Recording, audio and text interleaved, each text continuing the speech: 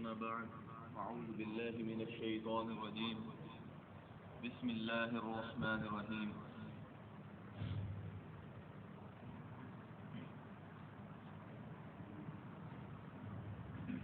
جہنم کے متعلق بیان ہو رہا تھا۔ جہنم کی ہولناکیاں دل کو پھاڑ دینے والی چیزوں میں سے ایک دو چیز آپ کے سامنے رکھتا ہوں۔ اللہ تبارک و تعالیٰ سورہ فرقان کے اندر فرماتا ہے اذا رأتهم من مكان بعيد سمعوا لها تغيظا وزفيرا، جب جہنم کافروں کو دور سے دیکھنے لگے گی تو کافر جہنم کے غصے سے چیخنا چلانا شروع کر دیں۔ اب یہ جو آیا مبارکہ ہے ابن کثیر کے اندر اس کی وضاحت کے اندر دو تین احادیث آتی ہیں۔ سب سے پہلے عبداللہ بن عباس رضی اللہ عنہ راوی ہیں، فرماتے ہیں کہ جب جہنمی کو جہنم میں گھسیٹا جائے گا تو جہنمی سنے گا آواز جہنم کے چیخنے کی، جو ایک ایسی جھلجھری لے گی کہ جس کے بعد تمام اہل معاشر خوف زدہ ہو جائیں گے۔ مزید وضاحت کے لیے حضرت عبیدہ بن عمیر رضی اللہ عنہ فرماتے ہیں کہ جب جہنم غصے سے تھر تھرائے گی، شور و گل، چیخ و پکار اور جوش و خروش شروع کرے گی، تو اس وقت تمام مقرب فرشتے اور ذی رتبہ انبیاء کرام بہت زیادہ پریشان اور کانپنے لگیں گے۔ جس وقت خلیل اللہ حضرت ابراہیم علیہ السلام وہ بھی اتنے پریشان ہوں گے کہ کانپنے کے بعد اپنے گھٹنوں کے بل بیٹھ جائیں گے، زمین پر گر جائیں گے۔ حدیث میں الفاظ آتا ہے کہ گھٹنوں کے بل وہ گر پڑیں گے اور عرض کریں گے یا اللہ میں آج تجھ سے صرف اپنی جان کا سوال کرتا ہوں، اے اللہ میں تجھ سے آج صرف اپنی جان کا سوال کرتا ہوں اور اس کے علاوہ اور کچھ نہیں مانگتا۔ ذرا اندازہ کیجیے آپ اس چیز کے اوپر۔ پھر آگے فرمایا حضرت عبداللہ بن مسعود رضی اللہ تعالیٰ عنہ، حضرت ربیع رضی اللہ تعالیٰ عنہ اور ان کے ساتھ اور بھی ساتھی تھے، وہ گزر رہے تھے کہ راستے میں انہوں نے ایک تنور کو دیکھا۔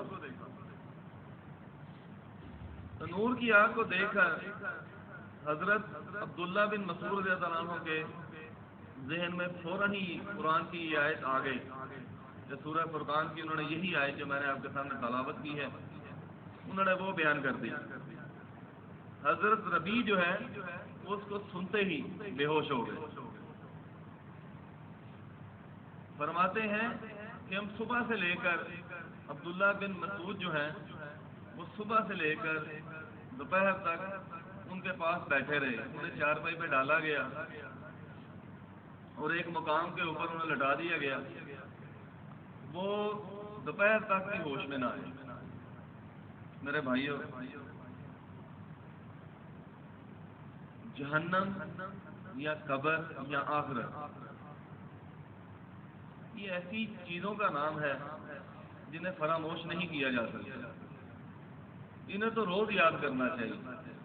یہاں تک کہ صحابہ کرام ایک مرتبہ بیٹھے ہوئے تھے، صحیح بخاری میں آتا ہے، وہ بیٹھے ہوئے تھے آپس میں کچھ خوش گپیاں کر رہے تھے، مسکرا رہے تھے۔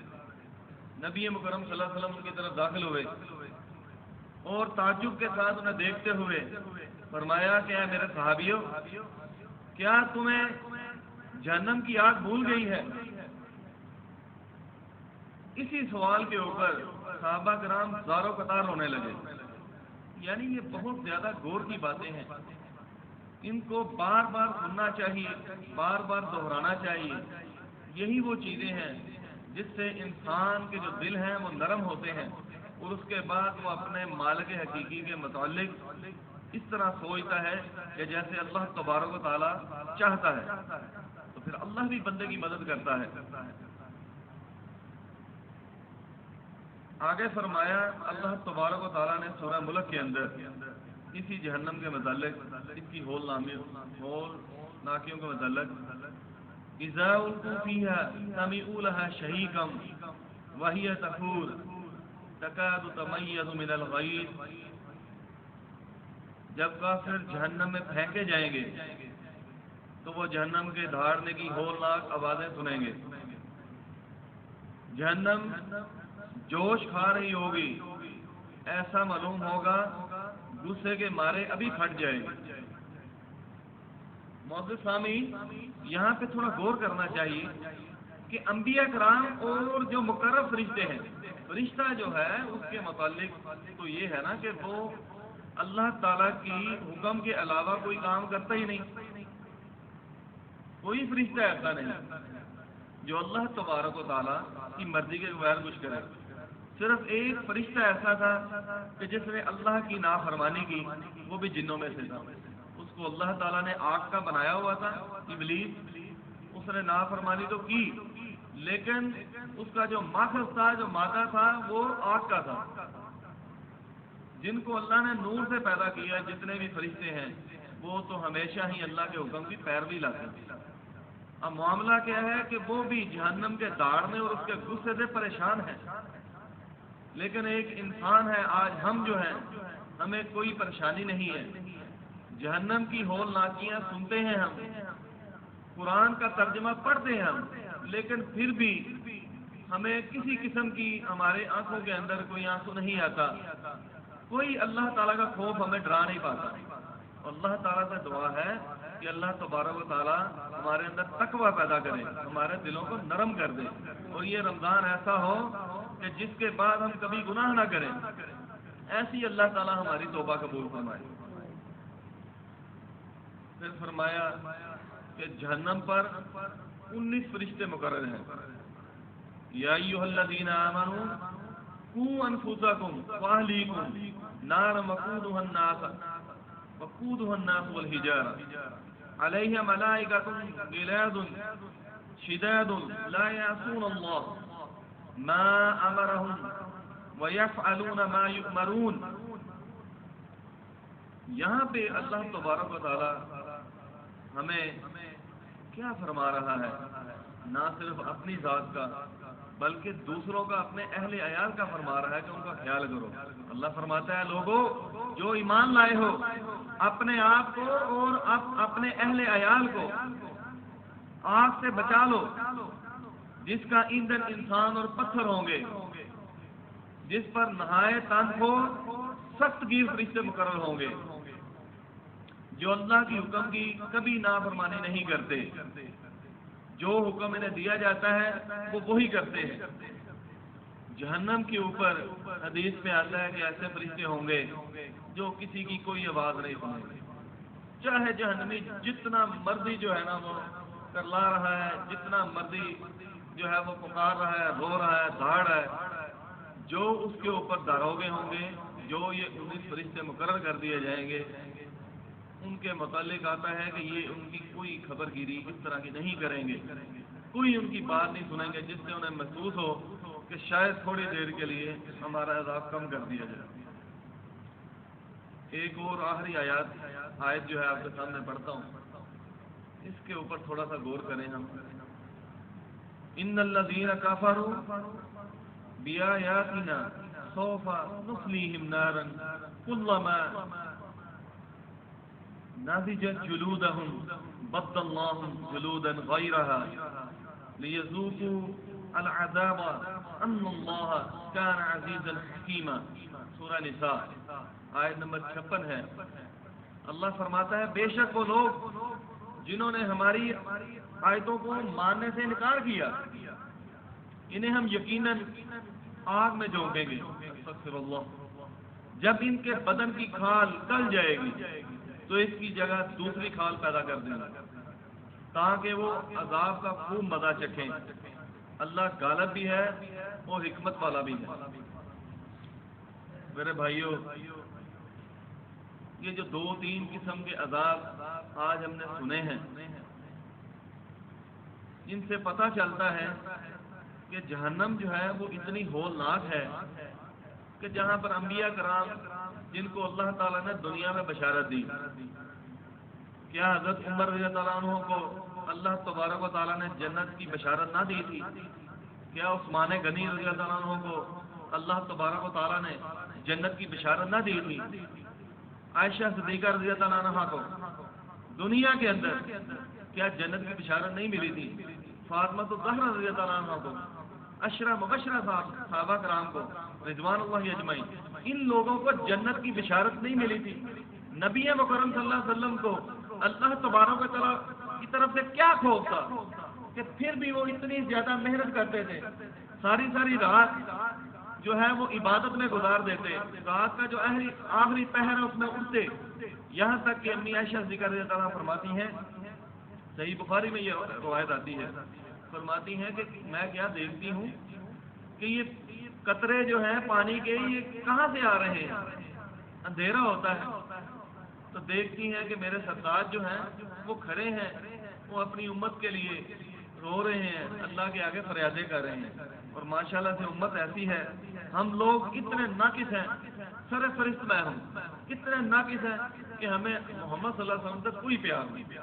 پیار کا تقاضا تو یہ تھا کہ جیسی ان کی صورت تھی ویسے صورت بناتے، جیسے انہوں نے عمل کیے ویسے اپنے عمل کرتے۔ یہ جہنم اللہ نے کس کے لیے بنائی ہے؟ جس نے سنت سے انکار کر دیا۔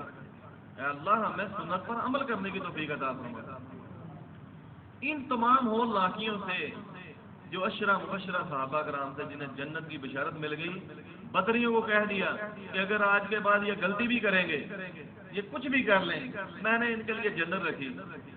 کیسا تعجب ہے، کیسا ایمان ہے، کیسا دل لگن ہے ان لوگوں کا، کیسی اللہ تعالیٰ کی رہنمائی ہے ان لوگوں کے لیے، کتنے سچے دل تھے ان لوگوں کے لیے کہ پھر بھی وہ اتنے پریشان ہیں۔ آخری بات کر کے بات کو ختم کروں گا۔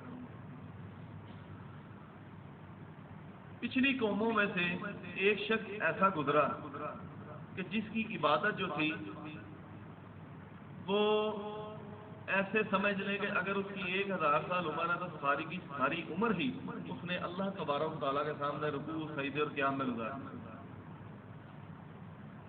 فرمایا کہ جس وقت اللہ تبارک و تعالیٰ کے سامنے پیش کیا جائے گا تو اس سے اللہ تبارک و تعالیٰ سوال کریں گے کہ بتاؤ عمل سے جنت میں جانا چاہتے ہو یا میری رحمت سے جنت میں جانا چاہتے ہو؟ اس کے دل میں آئے گا ساری زندگی محنت کی، اللہ تبارک و تعالیٰ کے سامنے سے کبھی جناب اپنا سر نہیں ہلایا، ہمیشہ اس کے سامنے سجدے میں رہا، قیام میں رہا، رکوع میں رہا، میری زبان جو ہے اس کے ذکر سے ہمیشہ تر رہی، اور کسی کا میں نے کبھی نام نہیں لیا۔ اس کے دل میں یہ خیال آتے ہوئے اس نے یہ زبان کے اوپر اس چیز کا اقرار کر لیا کہ اے میرے اللہ، میں چاہوں گا کہ میں نے تو تیری بندگی ہی کی ہے، تو کیوں نہ میں تیری بندگی کی وجہ سے جنت میں جاؤں، یعنی میرے جو عمل ہیں ان کو پرکھا جائے اور ان کو سامنے رکھتے ہوئے جو ہے وہ مجھے رزلٹ دیا جائے۔ یہاں پہ اب بہت زیادہ دردناک بات ہے، اتنا زیادہ عمل کیا ہو بندے نے، اللہ تبارک و تعالیٰ فرمائیں گے اس کی ایک آنکھ نکالو، ایک پلڑے میں رکھ دو، دوسرے پلڑے میں پوری زندگی کے عمل رکھ دو۔ جب اس کو تولا جائے گا تو آنکھ والا پلڑا اتنا بھاری ہوگا کہ دوسرا پلڑا ایک دم ایسے جیسے بالکل ہلکا۔ میرے بھائیو اس سے زیادہ عمل کر سکتے ہیں؟ ذرا سوچیں، اس سے زیادہ عمل کیا ہم کریں گے؟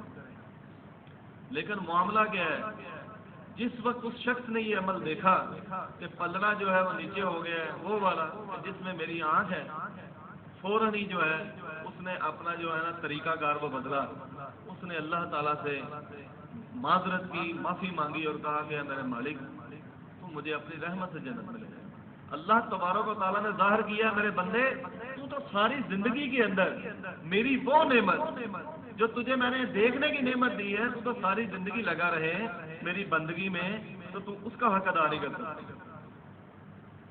امی عائشہ صدیقہ رضی اللہ عنہا نے سوال کیا نا ایک مرتبہ نبی مکرم صلی اللہ علیہ وسلم سے کہ کیا آپ بھی صرف اللہ کی رحمت سے جنت میں جائیں گے؟ فرمایا نعم، بے شک میں بھی صرف اللہ کی رحمت سے ہی جنت میں جاؤں گا۔ تو میرے بھائیوں، بڑے ایسے معاملات ہیں جو زندگی کے اندر آنے ہیں مرنے کے بعد، جس کے لیے کوئی مدد نہیں کرتا۔ آج تک کسی ماں نے اپنے بچے کو قبر میں جا کے سینے سے نہیں لگایا کہ میرا بچہ ہے، مجھے اس سے بہت محبت ہے تو میں اس کے ساتھ ہی چلی جاتی ہوں۔ ایسا کچھ نہیں ہوتا۔ ایون کہ وہی بچہ ہوتا ہے، اگر اسی کی میت کو 2 دن گھر کے اندر رکھ دیں تو لوگ اس سے ڈرتے ہیں کہیں اٹھ کے کھڑا نہ ہو جائے۔ یہی معاملہ ہے، وہی لگتے جگر ہوتا ہے۔